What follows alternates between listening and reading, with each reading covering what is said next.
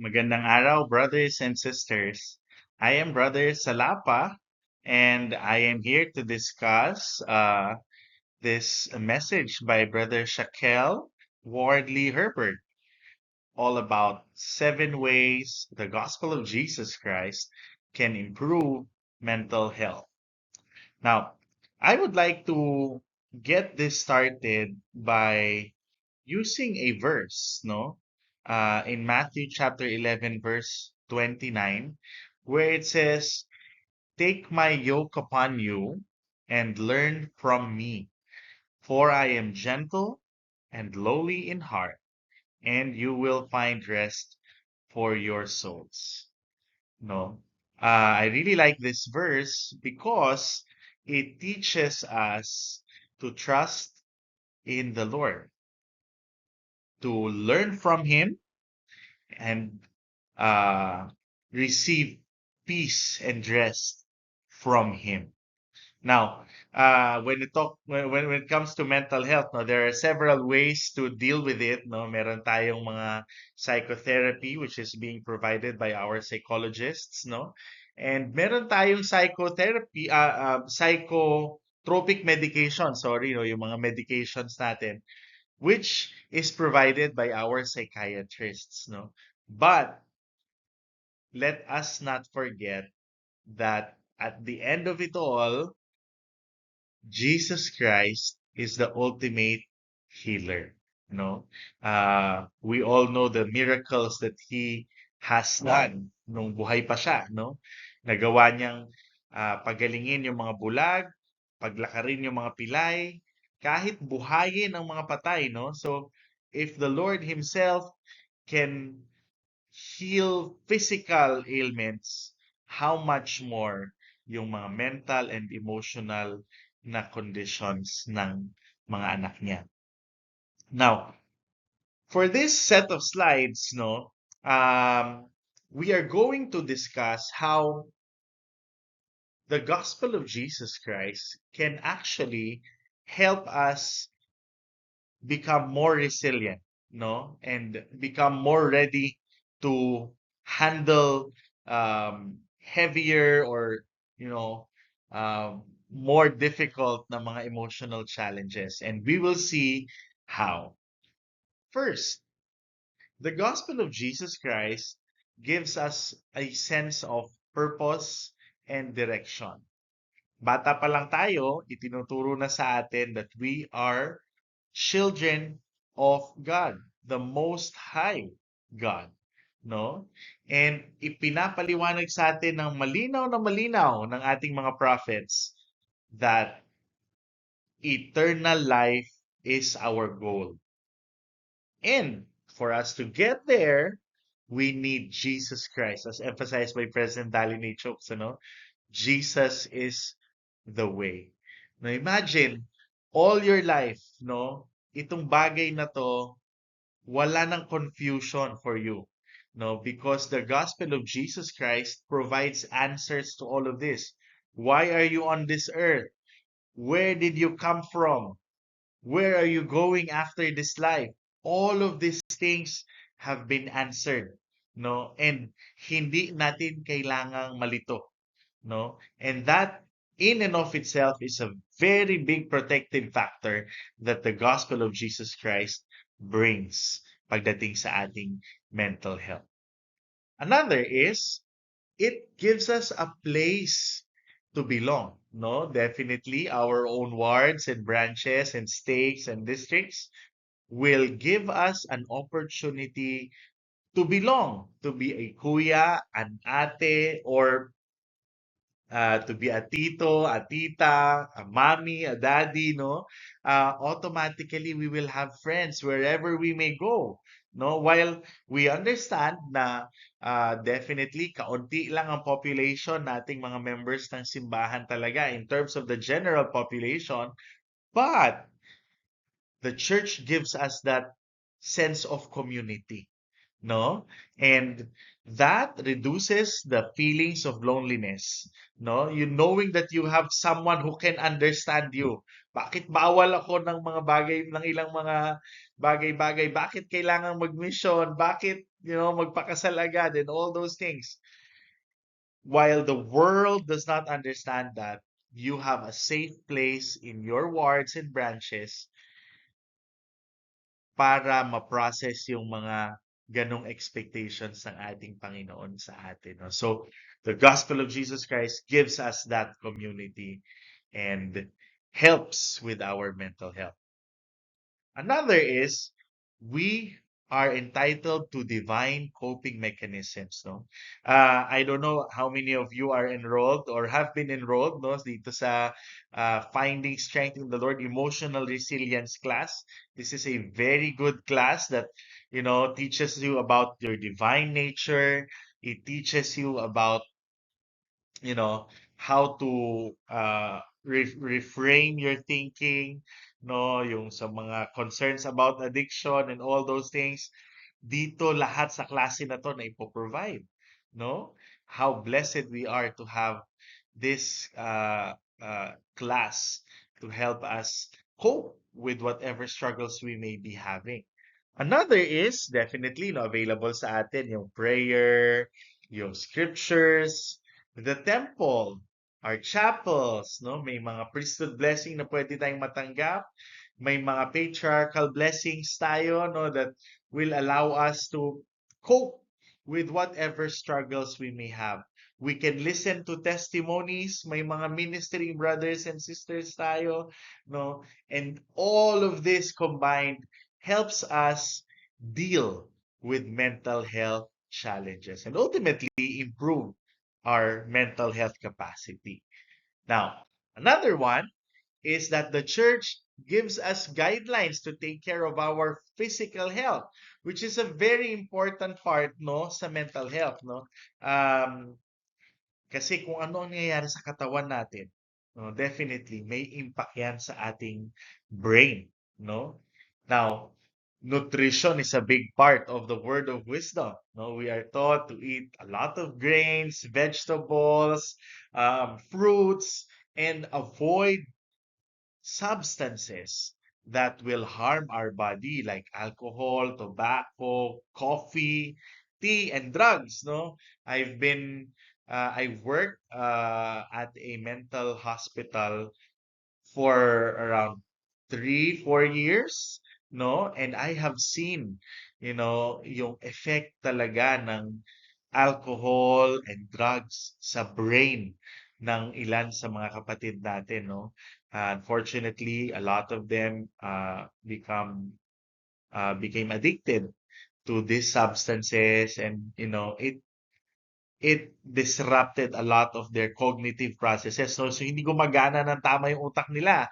May mga nakikita sila na hindi nakikita ng iba. May nararamdaman silang hindi nararamdaman ng iba, no? And yung relationship nila with their friends, their families, their work opportunities, all of this have been sacrificed and affected because of succumbing to these substances, no? But in our church, in the gospel of Jesus Christ, this thing is being addressed early on, no? Bata pa lang, primary pa lang tayo, tinuturo na ng tinuturo, iwasan yung mga bagay na yan, no? And so if we heed to that counsel, we will be saved. Another is the law of chastity, no? While normally iniisip natin pag physical health is yung exercise, no, nutrition and all these things.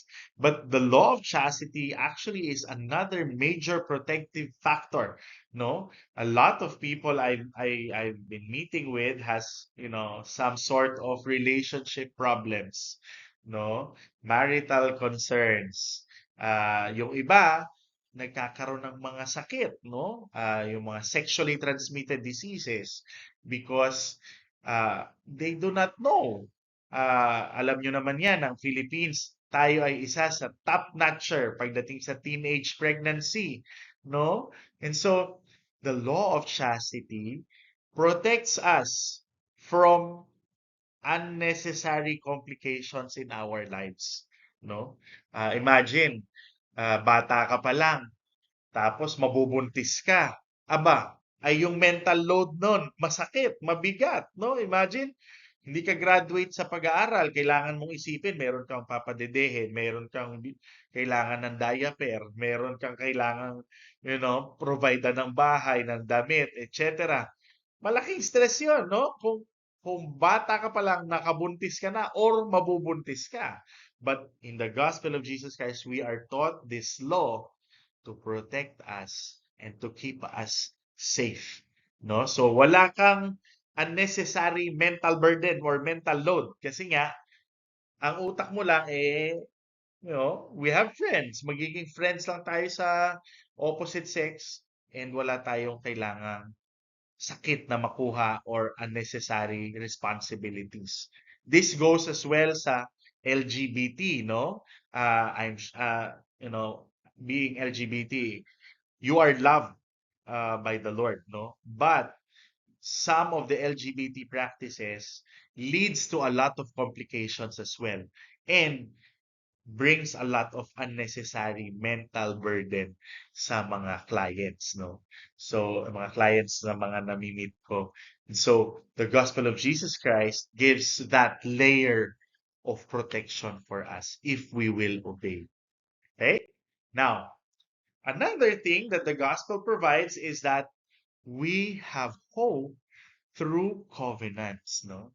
Elder Dale Rendland said, keeping covenants provide us with strength to withstand mortality's trials and heartaches. The doctrine associated with these covenants eases our way and provides hope, comfort, and peace. Now, covenants, as we all know, is an agreement between the Lord and us. The Lord sets the whatever is written in the agreement, and our role is to agree to that covenant. Once we agree and once we stick to what we promised the Lord we would do, ah, may blessing yon, no? Sabi niya sa scriptures, I, the Lord, am bound when you do what I say.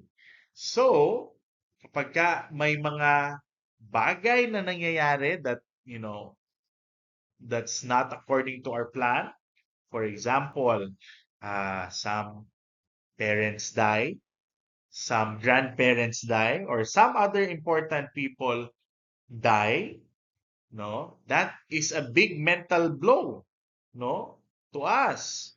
But because we have covenants, because we have the Lord's promise, we know that everything will be all right.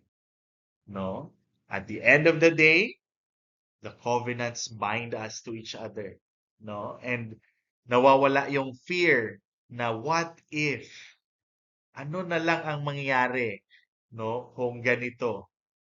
Because of the covenants in the temple, we have that assurance that the Lord will take care of us. So, solve na yung bagay na yun. Right?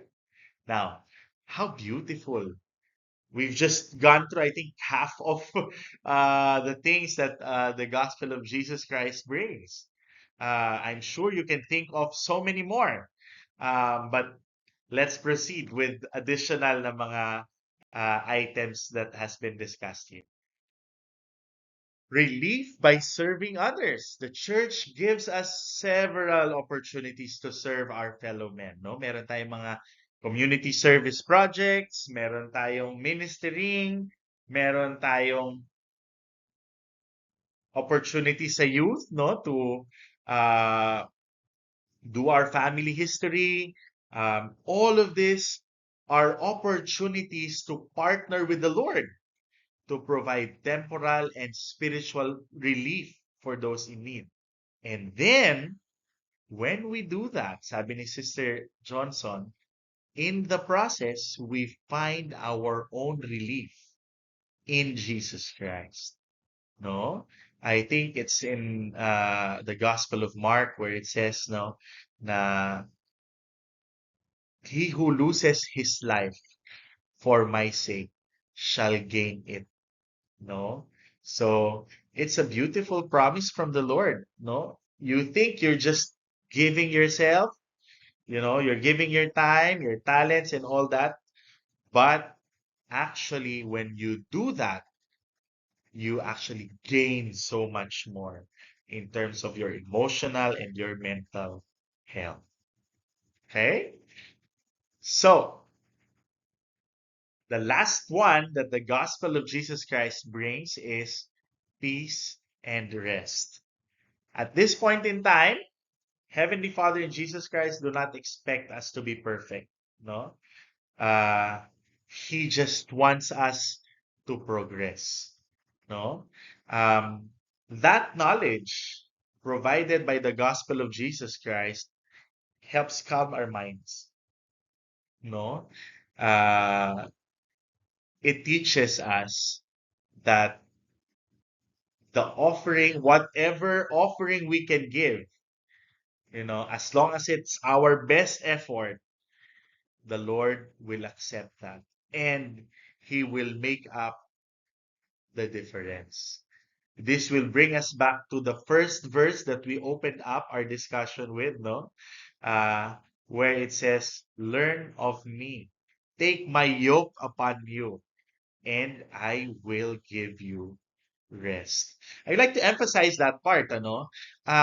When we think of rest, normally ang idea natin is we'll just lie down, no? And wala ka nang isipin, kalma ka na, pahinga, di ba, no? But the Lord's idea of rest is different, no? He wants us to take His yoke upon our backs, no? So may load kang dadalahin, no? But He will teach us how to carry our burden. So Jesus Christ will not take away all the problems of the world, but He will teach us how to deal with them. He will strengthen our backs. He will provide mercy and grace and enable us so that we will be able to handle on our own, with His help, the challenges that will be provided us in this life. Brothers and sisters, I testify that the Lord loves us so much. I testify that Jesus Christ is the ultimate teacher and healer. Jesus Christ is able to succor us in our weaknesses because He Himself passed through all the challenges, no? When He was on Gethsemane, dinaanan niya, pinasan niya lahat ng bigat at pasakit. And dahil alam niya kung ano yung mga bigat at pasakit na pwede nating pagdaanan, He can relate to us. He understands. And He can extend His love. I know that by following Him, we will find peace and rest. We will have eternal life. In the name of Jesus Christ, amen.